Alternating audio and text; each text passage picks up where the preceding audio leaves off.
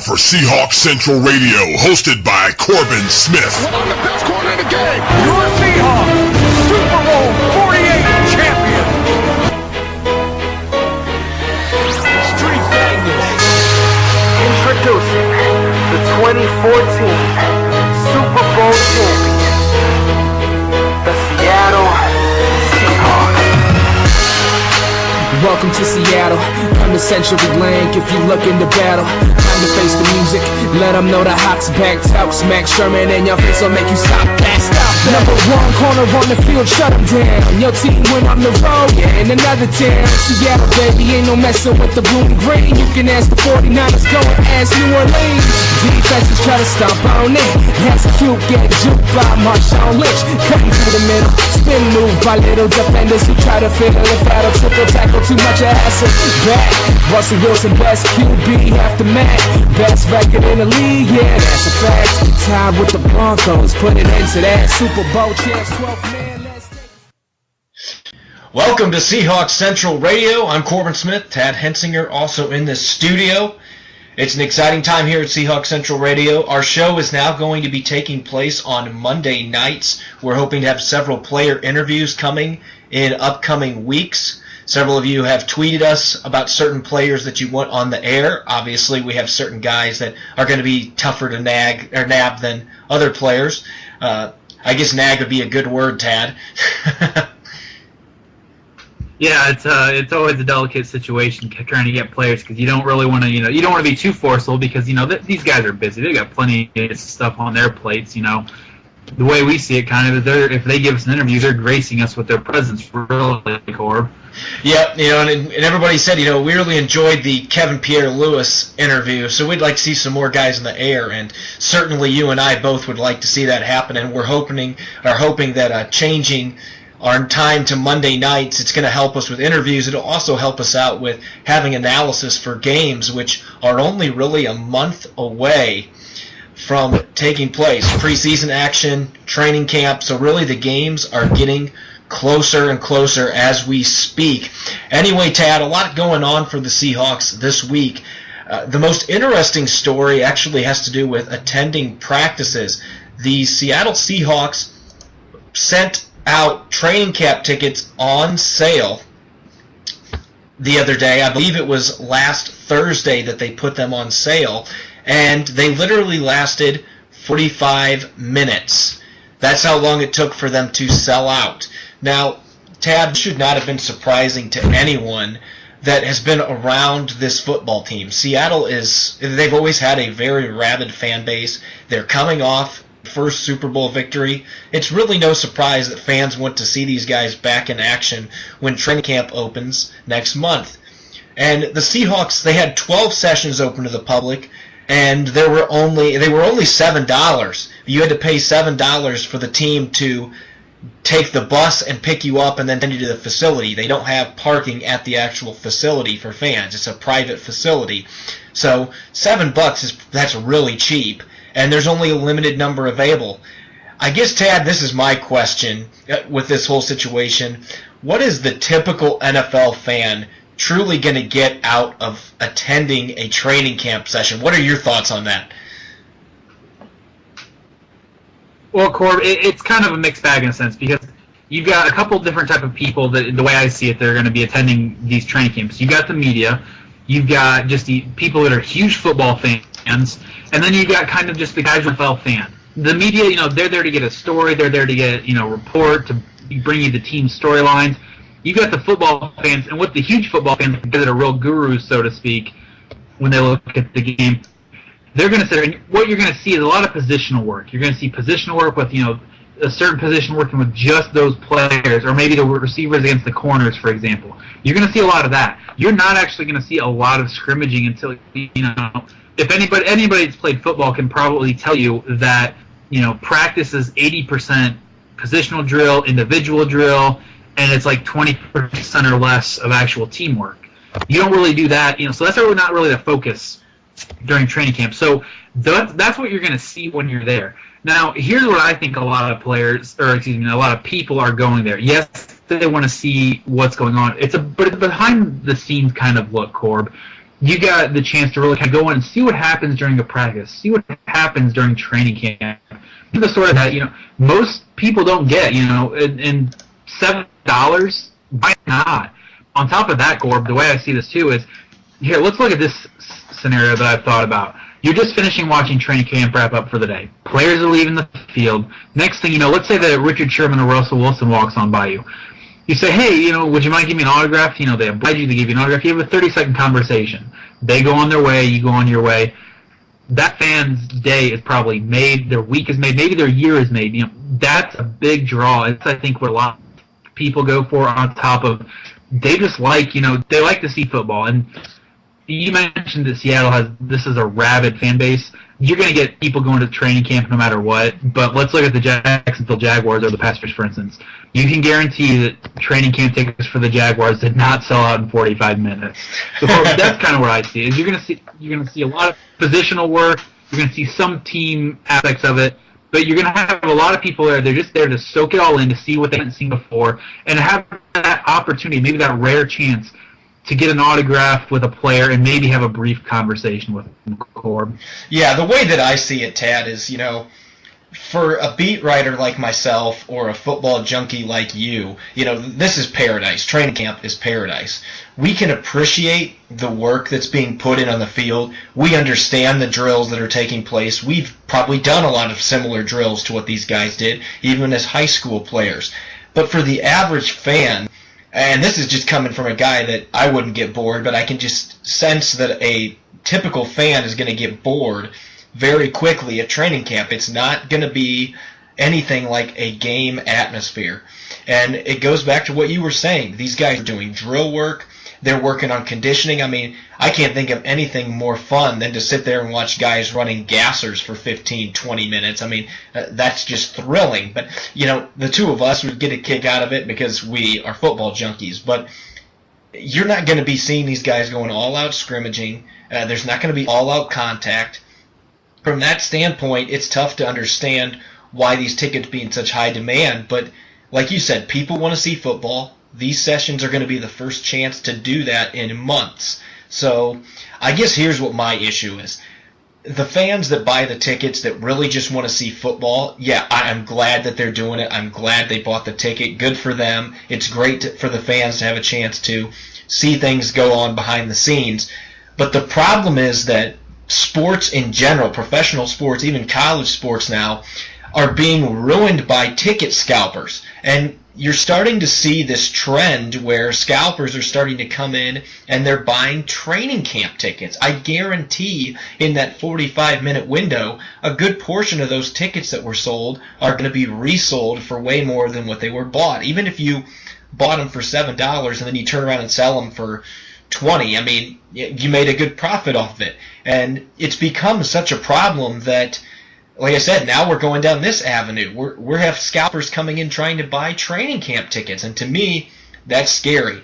It's already tough enough to get game tickets at a decent price, and now the scalpers are going to be trying to buy these tickets and resell them for a huge profit. That's just really unfortunate in my opinion. Yeah, I agree, Corb. I'm not really a fan of the scalpers because the way I see it is they're kind of taking advantage of the fact that some people, maybe they weren't able to get them in that 45 window, and that happens. Don't get me wrong. There's always someone on the short end of the stick, so to speak. But I'm really not a fan of this because it seems underhanded. It seems a little bit low to me. If I can't get them, fine, it happens. But I don't really want some out, and I don't mean to sound necessarily negative or derogatory, but generally speaking, I think when most people think of scalpers, they think of kind of a lower order of person in a sense, because they're taking advantage of the fact that these people couldn't get what they needed. Or I'm going to go back a few years, Hurricane Katrina, for instance. I'd heard multiple stories of people needed generators, they needed gas, they needed all that sort of stuff, food, water, all that sort of stuff, and people up north, outside of New Orleans, they did this sort of thing that these scalpers do, and it's the same mentality in a sense, although that's obviously on a much larger scale with much greater implications. But it's that same idea of, you're taking advantage of a situation because you can, and not as if, this could work out for both sides, really. In the long run, it really works out for the scalpers because who knows what kind of profit they make. And, some of these fans are so desperate. I don't know. I guess it makes it okay in a way because you're still getting it. But I would much rather see it a way for this to be eliminated. Although I can't think of it. It seems like it's a purity issue for me. That's really what it is, Corb. It's just not. I don't think it's the way it should be done, I guess is what I'm really trying to get at. Yeah, I guess my last thought on that is, it'd be nice to see a way to eliminate scalping, but if anything, it's just going to get worse because it's not like you can look through the computer and figure out, the guy that's buying it on the other side, what he's planning on doing with it. The guy could tell you, oh, I'm bringing my family to the game, and then turn around and sell the 4 tickets for 3 times what they bought them for, like a week before the game for somebody that's desperate for tickets. It happens all the time, and it's going to continue to happen. It's unfortunate that that's leaked over towards training camp, but like I said, I guarantee a good number of those buyers last week aren't going to be there. They're going to sell them for more money than what they bought them for, even a flimsy $7 training camp ticket. Now, Tad, Brandon Mebane, a guy that we've talked about in the show a few times, a lot of people don't know much about Brandon Mebane unless you're a diehard Seahawks fan, and then you really understand how valuable he is. This past week, Pete Prisco of CBS, now you know as well as I do that a lot of the stuff that comes out of Pete's mouth is really you just should ignore it. Let it go in one ear and out the other. I don't see him as a great football analyst, but he selected Brandon Mebane as the most underrated defender in the National Football League, and I can't agree more with him. It's physically impossible for me to agree more because the way that I look at this, Mebane is not a top 10 player on the Seattle team. We talked about this on Twitter with a few of our diehard listeners. As good as he is, he's not a top 10 player for this team, but he'd be right on the edge. And that's not really a personal vendetta against Mebane. He's one of the best run-stuffing defensive linemen that we've got in the NFL today. He just happens to play on a really loaded team full of outstanding players. And when you try to throw together a top 10 list, and you and I have discussed this, he isn't quite to that level on this particular team. But on a lot of other teams, he would be a top 10 player, just not with this Seahawks team, Tad.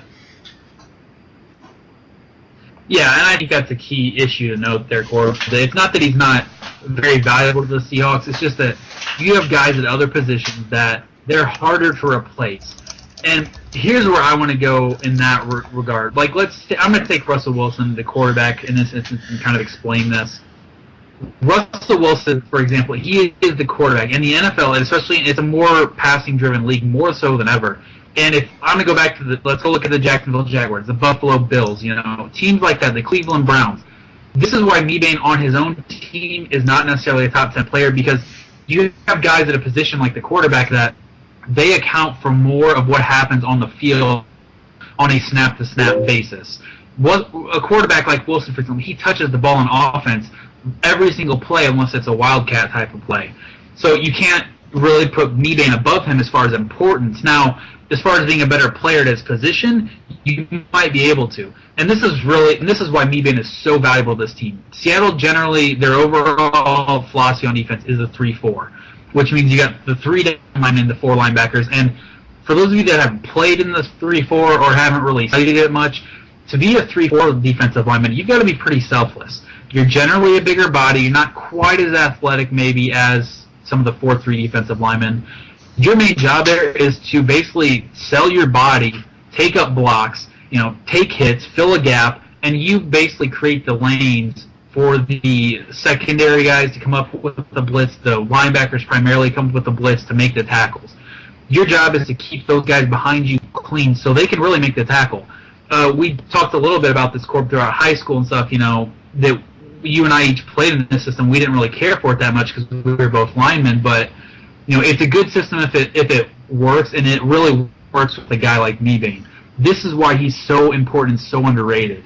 He stuffs the line of scrimmage, and he's pretty much a stone wall over there. His run stuffing capabilities are really they're immense. He should be mentioned as probably one of the top 10 defensive tackles, if not higher.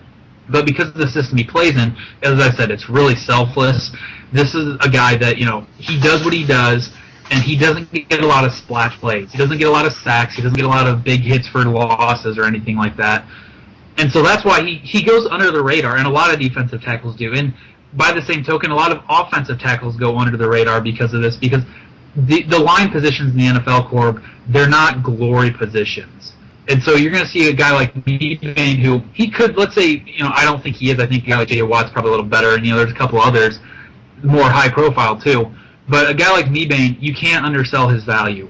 If he's not in there, you're going to see guys like Bobby Wagner, KJ Wright, any of those linebackers, they're not going to be able to get to the running back as much. They're not going to be able to get to the quarterback as much. And then that starts happening. Next thing you know, the Legion of Boom, they're having a more difficult time covering their guys. So, Corb, that's where I kind of stand on it, that, that's why he's so valuable. He's quiet. He goes about his job. He does what he needs to do to make the team successful, and he's a very selfless player about it. He doesn't ask for a lot of recognition. And, Corb, I think you had mentioned that I saw you typing up your notes, and I think you had a mention of some dance he did or something last year to kind of highlight. Brandon Mebane, before I get to the dance, all the Seahawks player and fans, they know that watched us last year. They know this dance. It is iconic. But I guess what I want to do here is make my argument here first. Why I view Prisco's argument that he's the most underrated defender, and I agree with it, is the fact that I think Mebane as a guy in a different system could be successful as a different type of player. He's versatile. When he first came to the Seahawks, he was more of a threat as a pass rusher. He had 5.5 sacks in 2008. But when Pete Carroll came in 2010, that's not really Mebane's job now. And like you said, you can't quantify his value based on statistics, though I would argue 45 tackles in a season like Mebane had last year, and he had over 50 in both of the 2 seasons prior, from an interior defensive lineman is still a very good total. This is a guy that still makes plays. He still makes tackles, but his value is not properly determined unless you really watch him individually on film, and you see how much he impacts the run defense by plugging the middle, eating up blockers, and allowing those linebackers and blitzing safeties to have opportunities to get into the backfield and stop running backs cold. That's really when you understand how good this guy is. He's got that tenacious mindset. He brings great energy to the field. And like you were saying, every time I think of Brandon Mebane, and it's going to be this way the rest of his career, I'm always going to visualize this. A lot of people were like, oh, this is disgusting. I thought it was hilarious. Him with his what is now known as the belly roll move that he brought to the table last year in a game, I believe it was against the Vikings. He got into the backfield and made a tackle. Not sure if it was a sack or a tackle for a loss, but it was somebody in the backfield, and he was involved. He got up and his jersey came untucked, and I was actually out at the local sports grill here and was watching the game, and everybody in the crowd was just like, ugh, and I'm sitting there just laughing because he's made this huge tackle. He's up and he's doing this belly roll with his belly just hanging out, and he's just super excited, and the referees in the background, you can see the referees dying laughing like, oh my gosh, put your shirt back in. But like I said, he brings energy, and that play really defines how much energy he brings. It was funny, but it was also a great play because he stuffed a guy in the backfield, and that's what he does. He eats up space. He's a guy that can make plays in the backfield as a tackler, but mostly his biggest asset to this team is his ability to plug the hole. So really what it comes down to, like you were saying, it's really tough to find a guy like Russell Wilson. You can't replace the quarterback very easily, but finding a space-eating defensive tackle is also tough. It's tougher than most fans realize to develop a player like that. You know, after winning a Super Bowl, most of the Seahawks starters, they've become household names now. But Mebane is not really so much because he does so many things well that are kind of behind the scenes and not as noticeable. He deserves that recognition, and I'm glad that Prisco gave it to him, even though I'm not a big fan of Prisco's work generally. I was happy to see that he's getting some attention. He rightfully deserves it. Yeah, Corbin, I want to make one final point on this, Corb, and this is my overall issue. I want to broaden. I think I alluded to this a little bit. This is a broader issue than just Brandon Mebane because this goes league-wide. In the 3-4 defense, his importance, for example, is really undersold because if you see a team transitioning from a 4-3 to a 3-4, the transition is normally not smooth. It normally takes at least 2 years, sometimes 3 or 4, to make the full transition because the players don't fit into the system. And so that you can't and it's hard to find a guy of Mebane's size, that's as good as he is. You got guys like, I remember Sean Rogers, watching that guy, big 6 foot plus, 350 pounds, big space eater. And those guys are not that common. I mean, you can find guys that are that big, but the guys that can play like that, that's what's uncommon. And that's what Mebane does. And it's really hard to just kind of say it's a him thing because this goes on throughout the NFL, particularly in the 3-4 defenses, but in other defenses and on the offensive line as well. You've got these players that are good at what they do, but they don't get the recognition because, and I know you and I have had discussions about this, Corb, but if you get the stats are what people look at. How many touchdowns did you catch? How many touchdowns did you run? How many touchdowns did you throw? How many interceptions? How many forced fumbles? How many sacks? That's what people look at. So I hope that eventually a guy like Brandon Mebane gets that recognition he deserves a little bit more. J.J. Watt, I think, is great for the league in a sense because it bring a little attention to that position. And hopefully things like that will kind of filter down to Brandon Mebane, who's a little Mebane definitely a guy that deserves more credit than he gets. It's tough when you're a defensive tackle in this league. It's one of those positions, not necessarily a glory position, but it's very important. When we return to Seahawks Central Radio, Tad and I are going to continue the Making the Cut series. We're going to look at tight ends and see which guys are going to make the 53-man roster for the 2014 Seattle Seahawks. We'll be right back.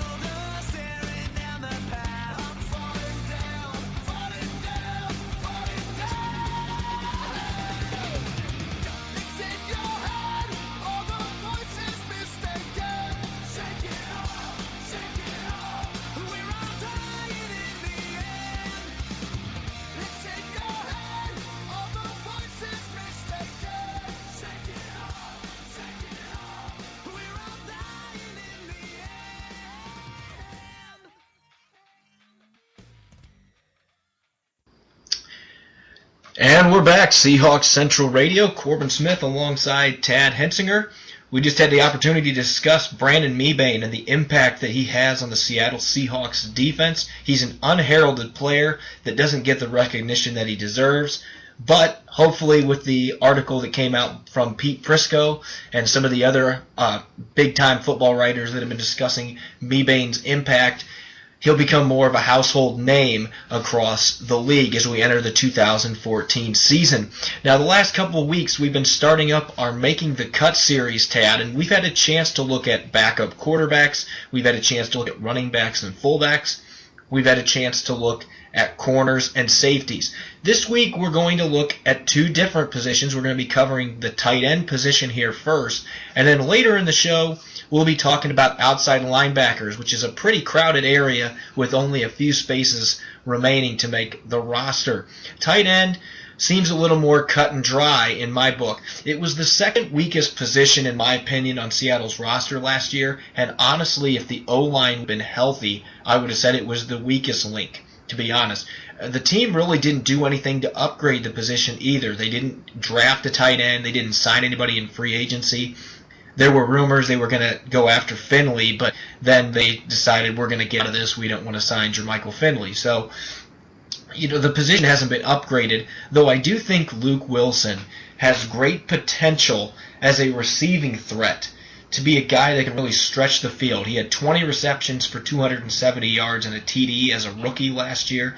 And then you get Zach Miller, a guy that's a veteran presence, who, in my opinion, if he would not have restructured this spring, he would not be on the current roster. I don't think the Seahawks would have kept him with his big price tag that he was carrying from that mega deal he signed a few years ago. But this is still a solid player, and after the restructure, it's worth keeping him around. He's a good red zone target. He had 5 touchdowns last year, 357 yards receiving. For a tight end, that's not terrible. I mean, he's not going to be put in the same category as a Jimmy Graham or somebody like that, but he's a guy that also blocks well at the point of attack. So Miller, to me, seems to be a lock. Would you agree? Yeah, I would completely agree, Corb. And the thing about Miller is he's still not that old. I think he's still on the younger side of 30 just by a little bit.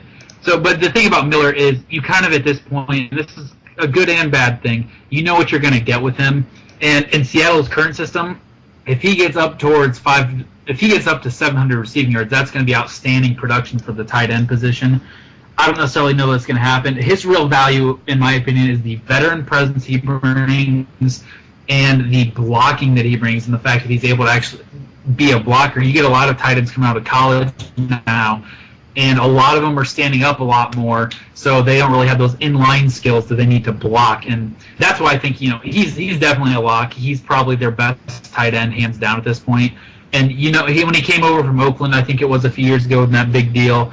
It's like, well, this looks like it's a really good signing, but at the same time, he hasn't really blossomed. Granted, he hasn't had the best quarterbacks throughout his tenure in Seattle until recently, but I don't see any way him not making this team, Corb. Yeah, I mean, the only way I can see it, you mentioned Luke.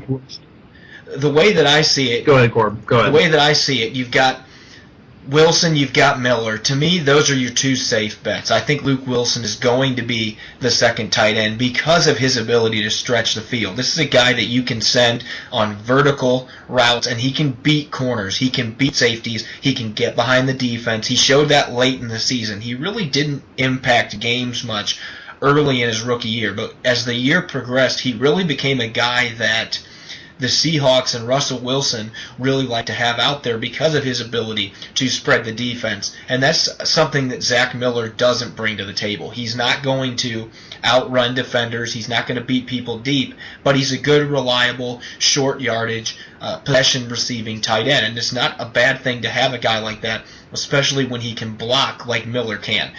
So you've got those two guys. After that is when it gets tricky. Now, you and I have a little different opinion on this. Anthony McCoy, you and I both agree this guy has great athletic tools. He missed all of last year with an Achilles injury, but he's fully recovered now. He's been participating in the offseason, and he's completely healthy because he's been dropping passes. And that's unfortunately been the biggest downfall in his young NFL career, is he's had so many problems with dropping the football, and it's carried over into off-season work so far. Now, Tad, I don't know how you feel about this. I'm sure you agree with me from this standpoint.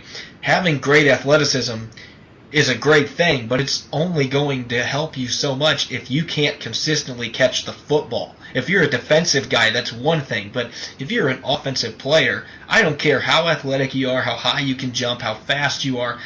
If you can't catch the goddamn football, then what's the point of you being on the field? It limits your value. And in the case of McCoy, he's a guy that can make big plays, but he's also a guy who you can get wide open for 30-yard pass play, and suddenly the ball's dropped out of hands, and boom, incomplete pass. And so it's kind of been a situation where he gets you excited, he makes some big plays, and then he lets you down. So from that standpoint, I think there's going to be some competition for that third tight end spot. I really think these undrafted free agents, Rashawn Allen, Chase Dixon, they're going to fight him for that third spot a lot more than most people are expecting. And I think it's going to be a dogfight in training camp. If McCoy comes in and he catches the football well and he shows like he's completely recovered from his Achilles injury, he's running well, and like I said, they keep catching the football well, then he's going to get that third spot because of his experience. He's played in Pete Carroll's system all the way back to his days at USC. So if he's able to do that, it's his position. But I don't think it's going to be easy like a lot of these other Seahawk followers are saying. They're like, well, there's three tight ends and the other guys have no chance. I don't agree with that. What are your thoughts, Tad? Well, I like that you bring up Luke Wilson being the vertical threat, because looking at this, I think this is why he's more of a lock to make the team. He's a better receiving threat than Zach Miller. So provided he's healthy this year and he's able to improve a little bit, I think he's your number 2 because if you can have the tight end stretch the field, the middle of the field, that opens up the outside and underneath where the tight end is vacated because he's pulling those linebackers and safeties with him. So I think Luke Wilson's going to bring a lot to the table, and I think that's a really good thing. So I totally agree that he's your lock as your number 2, most likely. Anthony McCoy is a little bit of a different thing here. He has been talked up, as Luke Wilson has, in the offseason by the coaching staff, and they're really excited to have him back healthy. They really think he can bring a lot to the table. But, can he stay healthy? I don't know. I hope he does. I don't wish, even my least favorite players in the NFL, I don't wish an injury upon them. That's just not cool. And especially, I think it was Kansas City fans were recently, a year or two ago, chanting when a player was hurt, and that's just not cool. So I hope McCoy, is here, and I like how you brought up that he's healthy at this point because he's dropping passes, and he has had an issue with drops, and I also like that you brought up, you can have all the physical skills in the world, but if you're a skilled player on offense and you cannot catch the football, you're in trouble. Darius Hayward-Bay comes to mind. He's kind of a journeyman at this point. Al Davis drafted him with the Raiders, and he's bounced around the league a couple teams now, faster than fast, but he can't catch the ball. So that's going to be McCoy's real issue there. If he can't hang on to that football, yeah, he is a little bit older than Wilson. He's still a younger tight end up, and I think he's around 27, give or take. I'd have to double check, but he is not too young to the point where they might cut him loose in favor of a guy like Allen or Dixon. I'm honestly, so he's going to have to actually put it through. I'm honestly, and going back, I'm sure you were going to hit on this here in a second, but honestly, the guy that really intrigues me here is Chase Dixon out of Central Arkansas. And I'm not sure that he's a threat this year to take a roster spot, but he's one of those guys, when you look at the athleticism he brings to the table, he's got solid hands.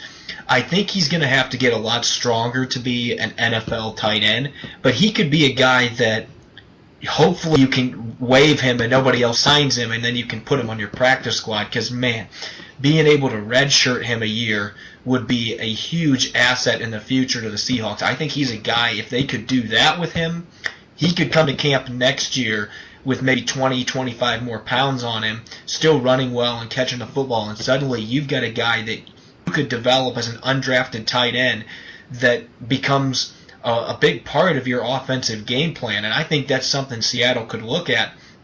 To me, I'm not sure if he's ready to threaten right now, but of the 2 tight ends there in the undrafted spot, I think he's the one McCoy should be looking out for the most. Not that Allen couldn't make the roster, but I think Dixon has a better shot of those 2 guys of unseating McCoy because of the athleticism and the ability to catch the football that he brings to the table. Yeah, I would agree with you on that one, Corb. I think that Seattle's probably going to look for a little bit more of a receiver. In Seattle's system, they're especially with the guys they've drafted and the guys they have on the roster as receivers right now, they're probably not, unless he falls into their lap through the draft or something like that, they're not going to go out and make a big trade for a big receiving tight end. They're going to look to develop within as they're want to do. So you're going to see that as most likely case here, and I think Dixon also has the bigger upside because he's a little bit more of a receiving threat, and it's not sort of Allen's fault. He's got some upside, but maybe the system he was in didn't necessarily showcase his ability as much. Maybe he'll put a good training camp showing on, but I think Dixon has a shot. I think he's likely to be put on the practice squad, and the good thing about that is hopefully he's still there, but if another team signs him away, it's really not that big of a loss, because honestly, Corb, with this tight end position, I'm going to put Zach Miller on notice, actually, even though he's a lock. I think he's got to have some sort of career resurgence, so to speak, from his younger years when he was projected to be a bigger tight end, bigger receiving threat, because Zach Miller, Wilson, and Anthony McCoy, if they don't step it up, I don't expect any one of those guys to really be on the roster in the next 3 years, because this is, as you mentioned, last year, you would have ranked this as the weakest position group if the offensive line would have been healthy, and I would actually agree with you on this. So I'm actually saying, their roster spots are all in danger. Maybe not right this second. I think Miller and Wilson are locks to make the team this year. McCoy's got a pretty good shot, but I put them all on notice because this is one of the weaker position groups on the team, if not the weakest. And you can't undersell the value of having a good tight end. You don't have to have a star, but a good tight end, you need him out there to kind of draw some of those linebackers and safeties that opens up your receiving game for the receivers, the speedier guys, the quicker guys, the guys that can stretch the field a little bit more.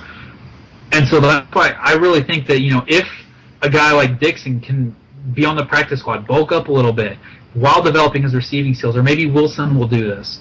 I think that's what you're going to see. That's the future for Seattle tight ends, is probably Wilson and maybe a guy like Dixon who develops, or maybe they'll draft someone in the next year or two. That's really how I see this playing out. Not only this year, Corb, but in the upcoming years. They're all on notice, in my opinion. And now we're going to move on to the Seahawks mailbag. The tight end competition tab is going to be real interesting. I think the main thing that we need to keep in mind here is that the young guys, those two undrafted free agents, they're not going to roll over. If McCoy thinks that's going to happen and he's got an easy job, well, he needs to come to camp with a little different mindset, because I don't think those two guys are going to be pushovers. Anyway, on our mailbag this week, we've got 3 great questions. We're going to start off with first one coming from Don Middaugh. He tweets, which defensive tackle makes the leap this year? Jordan Hill or Jesse Williams? Tad, what are your thoughts? Well, this is a tough call, and I'm going to kind of try and break this down as best I can. They've each got about the same amount. They've got the same number of years in the league. Hill's out of Penn State, Williams out of Alabama. It's really tough because they're kind of coming into a year where they're going to have more of a chance to make an impact. They're at the point in their career where they should know the system well enough by now that they should be comfortable at least as a consistent rotation player, if not a potential starter, if they've got the talent. Both of them have the talent to play in the NFL, but Williams has the bigger upside. He's got, I think, at least 20 pounds roughly on Hill, and this is why I'm going to go with Williams as having the bigger chance, or at least he would be my preferred candidate to make the leap, so to speak. He's got the bigger upside because his size fits into what Seattle likes a little bit more. He's that big, and I talked about this with Mebane a little bit. The 3-4 defensive linemen, their job is to eat up blocks, to take double teams, to fill a gap. Williams is a little more able to do that because of his size. I think he tips the scales at 325, or maybe even a little bit more than that roughly. So he's got that size, that presence, and he was dominant at Alabama. So if he can stay healthy, he's had knee issues, and really he's kind of sidetracked his NFL career at this point. If he can stay healthy, I think he's the one that you're going to see have the biggest upside. He might become a key rotational player, or maybe even a starter down the road. And I think he's got more upside than Hill because he has the potential to play on first and second down with his size a little bit in Seattle's scheme that they run. Whereas Hill, I see, is more of maybe a nickel guy where he comes in as a little bit smaller defensive tackle, as a pass rushing specialist. The thing that Hill has going for him is that he does have some playing time under his belt because he's been able to stay on the field, and he does have a sack and a half his name. So he's got a little bit of a body of work to him, although it's not much. So I think if we've got Williams here that's healthy, I think you're going to go ahead and see him have the bigger impact. So, Corb, we've talked a lot about defensive linemen. Let's talk about quarterbacks, and this is kind of a voodoo word here, something a little bit, players don't like to talk about this, the dynasty word. Harris Burns wrote us, and he says, what are your thoughts on Joe Montana saying Seattle could be a dynasty? Do you think he's trying to jinx us? Montana was recently asked, if Seattle could be a dynasty. And so, Corb, what are you thinking? Could they be? Is it a jinx? What's the deal? Well, I'm trying to get my composure here because I thought you were going to say Joe Montana, and I was starting to think about the water boy. But going back to your question here, Harrison. That's quarterback Joe Montana. Going back to your question, Harrison, I don't think that this is a jinx. I wouldn't completely put that out of the question because that's just how I think about things. But I honestly think Montana was simply giving an honest answer here. He played on the 49ers dynasty of the 80s. I mean, he knows what it takes to stay at the top for a very long period of time. Now, the 80s and now are a lot different as far as, and I know Tad doesn't like this word, but it's true. There's more parity in the league today than there was in the 80s. That said, Montana sees parallels between those two teams, or those teams that he played for in San Francisco, and the setup of the current Seahawks team. It's way too early to tell if this Seahawk team is going to be able to develop into a dynasty, that over the years they're going to win multiple championships.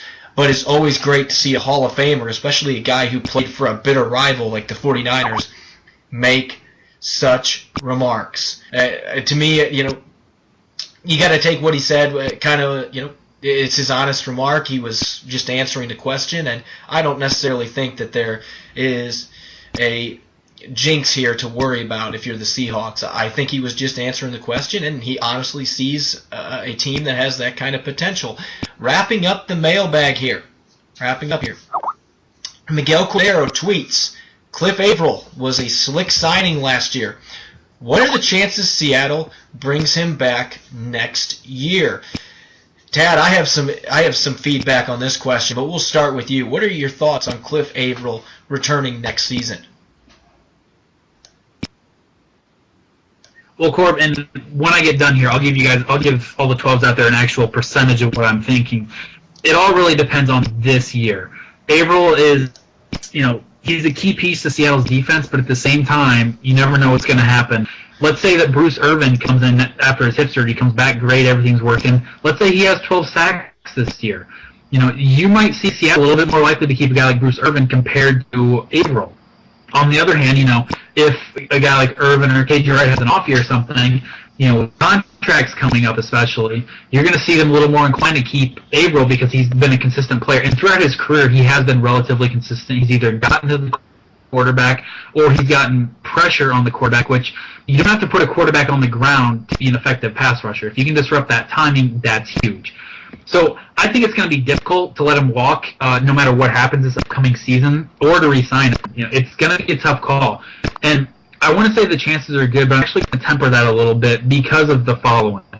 You've got a guy like Russell Wilson who's going to get a contract after this upcoming season most likely. And Wilson's going to get paid. KJ Wright, he's going to be due for a contract. You've got these kind of players that are come up, young, homegrown talent that Seattle's got, and that they're going to lock Wilson up. KJ Wright's got a good chance to be locked up. So I think that you're going to see about a 40% chance of him getting re-signed, and it's not that I don't think they will.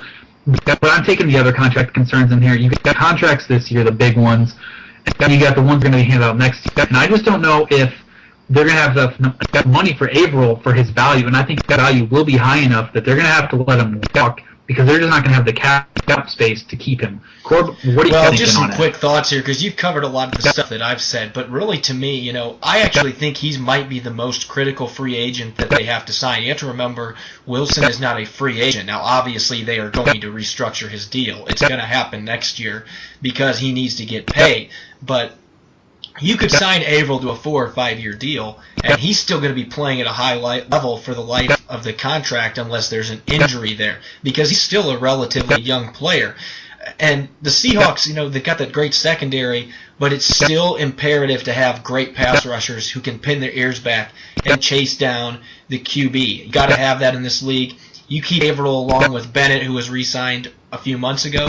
That's a big step towards maintaining a strong pass rush for several years to come. And like you said, it's going to come down to how much money are they going to spend to keep a guy like KJ Wright? Are they going to let him walk? I mean, there's so many guys here that they're going to have to decide how they want to divvy out their money, and it's going to be tough. They're going to have to let some guys go. There's no doubt about it. When you look at this situation the Seahawks are dealing with, there's so many talented players here that are going to be wanting to get paid, and there's only so much available.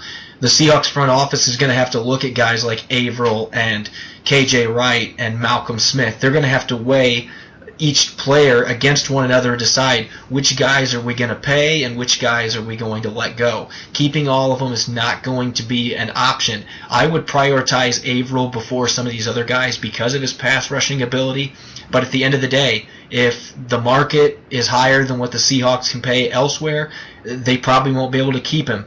There's still another season to play out before this is going to be figured out, though, so we'll have to see what happens in 2014, and if Averill has a big season, then it's going to be tougher to keep him in Seattle because the money's going to be there from other teams in the NFL. When we return, Tad and I are going to take a look and wrap up the show with linebackers in the Making the Cut series, and we will also honor Michael Robinson, the former Seahawks fullback. He looks like he's heading down retirement road. Has not officially announced it yet, but it's looking inevitable for the former Seahawks fullback. We'll be right back.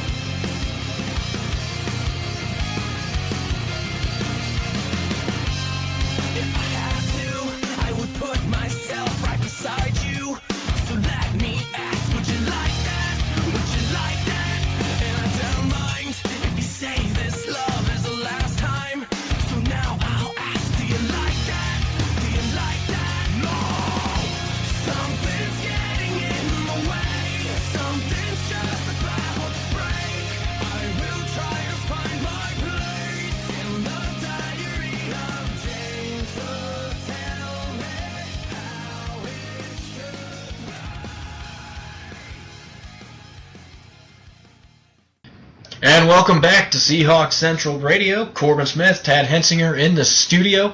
We're going to wrap up tonight's podcast with our Making the Cut series continued. We looked at tight ends in the last segment of the show. Now, Tad, we're going to look at outside linebackers, an interesting position to look at because I know that you and I both look at this position very similarly here in the fact that there's really only a spot or two that's up for grabs at this position. You've got a lot of guys that are on lock status here. Malcolm Smith, Bruce Irvin, KJ Wright. You and I both think rookie Kevin Pierre-Louis is on lock status as well. The fourth rounder should have no issue being on the roster. To me, there's no way any of those guys get cut. Now, it gets interesting behind there because you got a lot of guys vying for one, maybe two spots at the most. There's really four guys here that are fighting for those positions. You've got off-season standout Corey Toomer, you've got veterans Mike Morgan and O'Brien Schofield, and you've got undrafted rookie out of UTEP, Horace Miller. Now, Tad, Toomer's been a guy that Pete Carroll has really been impressed by all spring and summer. How much do you think his off-season workload is going to impact his chances of making this final roster? I think it's pretty big, Corb. I honestly, out of the guys that you mentioned, I think Toomer is my favorite. Out of the people that are going to be non-locked, I think he's my favorite to actually make. And his offseason is a huge reason why. Now, granted, training camp's still about a month away, so there's still a lot that can happen. But the coaches have repeatedly mentioned that Corey Toomer looks like, he looks like an NFL player, an NFL starter. He's playing fast. He's playing smart. He's doing everything they could ask and everything that he needs to do to make this team. He's also been getting some reps with the ones, with the twos, so it's not like he's just getting, third string reps or whatever that, the coaches say, yeah, this guy looks good. They're trying to maybe bump him up for practice squad or whatever you want to call it, whatever you want to have. This is a guy that looks like his offseason. He is really, truly using it to make a case for him to be on this team. I've even heard vague rumblings that if, let's say, that Irvin doesn't come back well, or he doesn't come back as soon as they like and Malcolm Smith were to struggle, I've even heard vague rumblings that Toomer's a guy that they wouldn't necessarily have a problem with throwing in there in a spot start. And from everything I've seen in the offseason, I don't think that would be a terrible thing. Obviously, you don't have your starters out there, but I think Toomer's really played himself into a great spot here in a real good position to make this team, Corb. Yeah, when you look at what Toomer brings to the table, he's got that athleticism, he's got the size that the Seahawks are looking for. He's really been a guy the last 2 years they've been high on, and injuries have prevented him from playing. He was put on injured reserve. I believe that was his rookie season that he was put on injured reserve, and last year had injury issues as well. I think when you look at what he's done this offseason, he's been with the first team kickoff during spring practices. He brings special teams value. He's going to be a solid depth guy in case Irvin doesn't make it back to start the year at linebacker from the hip surgery that he had recently. He's really the top guy of those four that are fighting for that last position as long as he can stay healthy. If the injury bug hits again during training camp, Seahawks aren't going to be able to continue to sit there and wait for this guy to arrive. Eventually they're going to run out of patience waiting for a guy that simply can't stay healthy. I'm hoping that he's able to come to camp and put a strong camp together and exit camp in one piece so that he can actually contribute to the team when football starts off. It really gets tricky after that, Tad. Morgan's a guy that has been good on special teams for the Seahawks the last few years, but I'm almost under the assumption at this point he's not an old player by any means. He's still a very young guy, but he's at that stage in his career where you got to wonder, is he really going to get much better as a player at this point? He was not a highly drafted guy, so it's not like there was a huge upside there to begin with. Toomer can fill his void on special teams. He offers more on defense. I think Morgan is probably the weakest link here. I would say of those four guys, even though he's got experience and he's been with the Seahawks, I'm just not sure there's much more you're going to get out of him at this point. Whereas the other guys on this list can offer you more, at least in my opinion. And then you've got O'Brien Schofield, who was with the Seahawks last year after the Cardinals cut him. He can play the Leo spot along the defensive line, and that helps him because it shows he's versatile. But at the same time, he really didn't get many snaps last year, And we've talked about this. The defensive line is already crowded, so it's not like there's going to be room there for him to contribute as a defensive end or in the Leo spot. I'm actually going to say Jackson Jeffcoat is going to get a spot in that position before Schofield would as a Leo candidate. I'm not even putting Jeffcoat into the discussion with outside linebackers. I think Pete really wants to see what he can do as a Leo exclusively at this point. And I just don't think Schofield is going to be a guy as an outside linebacker that's really going to be able to make this roster. I think if they needed more depth at the Leo position, he's got a chance, but I just think he's better there than outside linebacker. As for Horace Miller, we actually got a tweet from a guy, Barry Winters. He's one of our regular listeners. He actually sent in that he thought that Horace Miller was a dark horse here, that he was a sleeper. And this is the guy that posted his letter from General Manager John Schneider on Instagram. Now, you and I have talked about this, Tad. Not exactly something we thought was the smartest move, but at the same time, he was excited. He's a young guy. He's got physical talents, and he could probably play in this league. My opinion, though, this roster is too deep for him to make it unless there's multiple injuries at the position. To me, Toomer is the only guy in this group of four guys that's really got a good chance of making the final roster. What do you say, sir? Yeah, I agree with you. Toomer's, and this is the key point, Corbin. Toomer, we both agree, is pretty much a lock out of these four. He's the most likely to make it. Not that he's a lock, but this is where you're getting at on the roster, where you're kind of now at this point looking at your third string guys and your fourth string type of guys, and those are your special teams guys. Those are guys that you're going to see running down there on kickoff or punt coverage or what have you. You're rarely going to see them on the field, if at all. And that's why I think Corey Toomer has a big shot, because I think he's going to be a valuable backup, if not, capable of being a spot starter. You've got a guy like Morgan and Schofield who've been around for a little bit. They know what to do. They know how things work. But at the same time, they've been around a while. So, and that's where I think you kind of get the edge of a guy like Jackson Jeffcoat maybe or Horace Miller. They almost, in my mind, get a slight edge for youth in the sense that, third and fourth string guys, okay, they're probably not going to see the field, so why not keep these younger guys a little bit, let them develop a little bit, let them play, on special teams and what have you, let them get a sense for the pace of the game, and see if they develop down the line. If they do, chances are a guy like Horace Miller is going to be able to maybe, say, develop into an O'Brien Schofield or a Mike Morgan or something along those lines. There's a good chance a player that will be able to develop into a good special teams player, or at least an average one. Now, I think, like how you mentioned that some of these guys like Morgan or Schofield, how much left do they have to grow as a player? Horace Miller, while undrafted, for example, he, has a very high ceiling compared to these guys because he's nowhere near his ceiling, most likely, whatever that may be. So I think in the long run you're going to see Toomer make it, and then I have a feeling that you're actually going to see Schofield make it because of his experience and the possibility of playing that Leo position. By the same token, though, I would not be surprised at all to see a guy like Horace Miller come in there, or maybe Jackson Jeffcoat, and bump one of these guys from the roster and take the roster spot and make Team Corb. So that's kind of where I'm standing on it.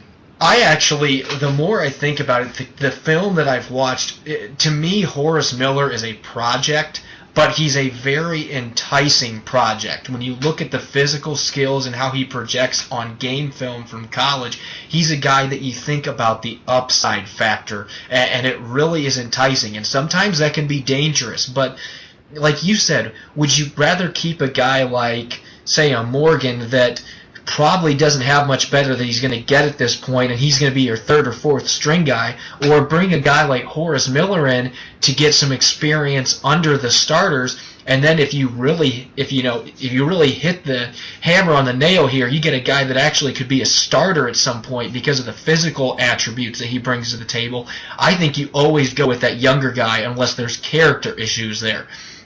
And it's not like Schofield and Morgan are old men by any means. It just comes down to how much better are those guys going to get. And then you got a guy like Miller that just screams potential to you. And that's a dangerous word in the NFL. But Pete Carroll's taken a lot of really good players that had a lot of potential, and he's made that potential into a reality. So with that track record, why not keep a guy like Horace Miller around, especially if he's a really good player on special teams? Yeah, Corbin, I really think that's about it. It's going to be depending on how the Seahawks want to go with this. Do they want to take the veteran who's a little more established, who knows what he's doing, what he needs to do, what's expected, but doesn't have the high ceiling maybe? Or do they want to go with a little more inexperienced guy who, has more room to grow but needs more molding and isn't as game ready? So I guess we'll just have to wait and see once regular season, training camp, preseason, all that stuff rolls around. We'll just see what happens then, and we'll see how this plays out. So, Corb, you mentioned earlier for our 12s out there that we're going to talk a little bit about one of the more storied Seahawks over the past several years for a few different reasons. Michael Robinson, fullback for the team for I think it was roughly about 8 years. No, he played 4 years or so. He played 4 seasons for the Seahawks and 4 for the 49ers. So he had 8 NFL seasons. Yeah, it's not my fault. 8 NFL seasons, 4 at the Seahawks. He's looking at calling it a career. His Seattle career is all but guaranteed to be over. They did not bring him back this season. It's looking at age 31 more like his NFL career is going to be over because teams aren't exactly lining up the door for a fullback. So, Corb, what's your opinion on Michael Robinson, what he brought to the team, and what he means to this team, whether he's not with it anymore? Well, first off, I want to hear at Seahawks Central Radio, and I'm sure our listeners have noticed this, we always like to give kudos to the guys who play in the trenches and the warriors who play positions who might not receive the credit they deserve. It was shown earlier by talking about Mebane in the show, but we talk about offensive linemen a lot on here. They deserve more recognition. Michael Robinson is another guy that deserves major props for what he has done in his 8-year career, especially the 4 years with the Seahawks.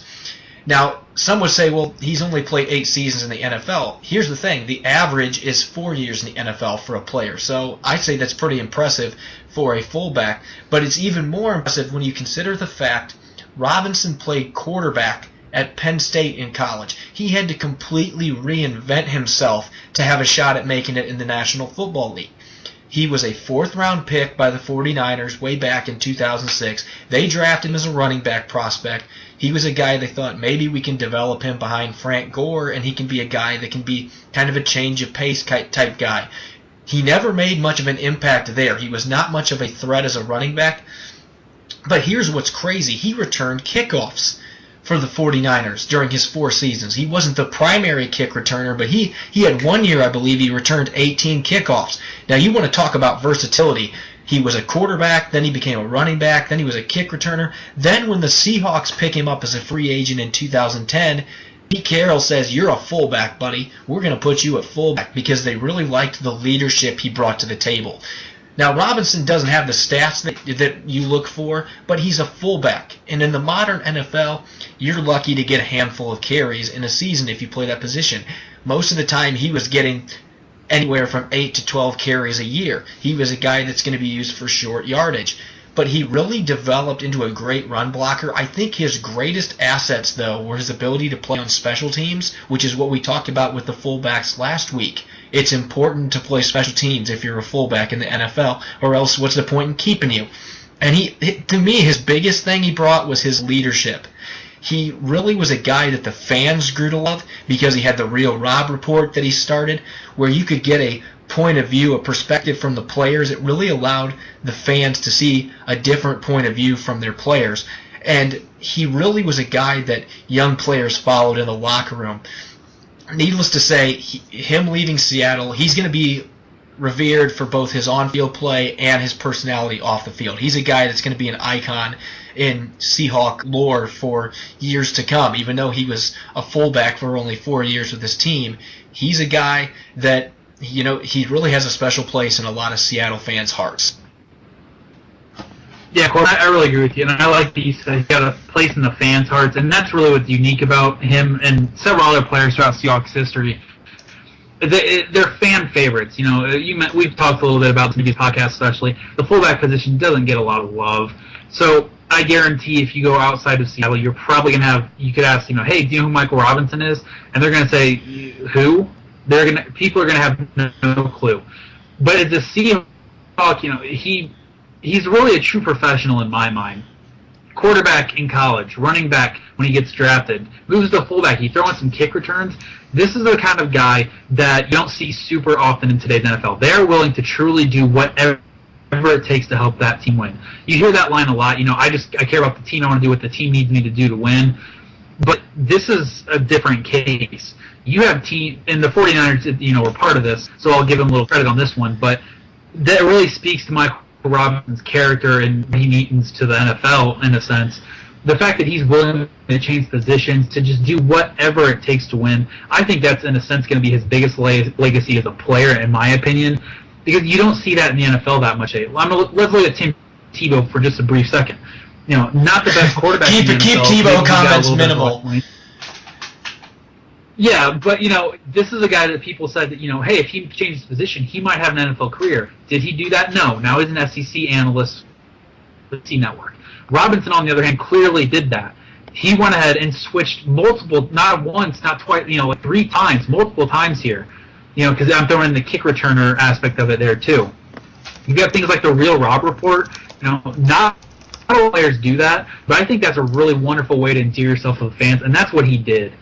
He really endeared himself with the fans, and how he did that with the Real Rob Report is he gives them a player's perspective on certain things. And on top of that, what I think that fans really like about certain players is that they're kind of real people in a way. You get some players like Russell Wilson, while I know he's a really down-to-earth guy, he is a little bit more of a celebrity status where he's kind of that unattainable level where, you couldn't get to that level or have a normal conversation with him in the eyes of some fans because he's such a superstar. A guy like Robinson, though, what he means to this team is, he's kind of the average working man of this team. And I think that's what fans can identify with a little bit, because most fans, they get up, they work their job, wherever their hours are, and they come home. And that's kind of what Robinson did in a sense, because he's not a super. He doesn't get the carries. He doesn't get the touchdowns, not the receptions. He's a blocker. He sacrifices his body. And that's, I think, what fans can relate with a little bit here. And that's what he means to this team. He's a symbol of, in my opinion, kind of the average working person out there. And, someone that's not necessarily seen as a big component of the team, but when it comes down to it, he really was a big part of this team, Corb. So that's kind of what I feel, that he's going to be epitomized in the fans' minds as a fan favorite and a player that they can kind of relate to. So that's kind of how I see it, Corb. Yeah, and fullbacks rarely get the glory. They're the ones that are up in front of the running backs, bulldozing holes, and occasionally catch a pass. And Robinson was a guy that could occasionally catch a ball out of the backfield and make plays. He was tough to tackle, and that goes back to the fact that he had played running back before. And then there was things, the intelligence on the field. He has that intelligence because he played quarterback in college, and he played it at the highest level. He played at Penn State. I mean, this is a guy that he just brought things to the table. He was a very unique player, and you can't say that a lot of times about a fullback, but this is a guy that, like you said, he's a true professional. He is a unique player, and he was really an underrated player during his 4 years of the Seahawks. He's a guy that you wouldn't put him as one of the top few fullbacks out there, but he's a pretty good fullback, and he was a guy that really helped on special teams. His best asset, as I said, though, great locker room leader, and he really opened up the locker room to fans with his show that he put together. It was really a great opportunity for fans to get what they crave, that view of the players that they really value and that they want to see more out of. He gave them that with a Real Rob Report. So when you look at Michael Robinson, I don't blame him for looking at the situation and saying, I'm not going to be in Seattle next year. What's the point in continuing to destroy my body playing in the National Football League if I'm not going to be able to play in the place that I want to be? I'm 31 years old. It's not like there's offers flying in for veteran fullbacks these days. But from Seahawks Central Radio to Michael Robinson, we wish you the best of luck as you choose. If you choose the retirement route, hopefully you can remain with the Seahawks in some capacity in your post-playing career, maybe as a coach, maybe continuing as an analyst, maybe keep the Real Rob show going, but hopefully you remain with the franchise in some way, shape, or form. When we return next week to Seahawks Central Radio, we hope to have a special guest on the air. We're still working on our final schedule for the next few weeks, but hopefully we have some great things on tap here for our listeners. A lot of great Seahawks content coming up as the season quickly approaches. For Tad Hensinger, I'm Corbin Smith. Thanks for listening in. Tune in next week, Monday night, 12s. We'll see you then.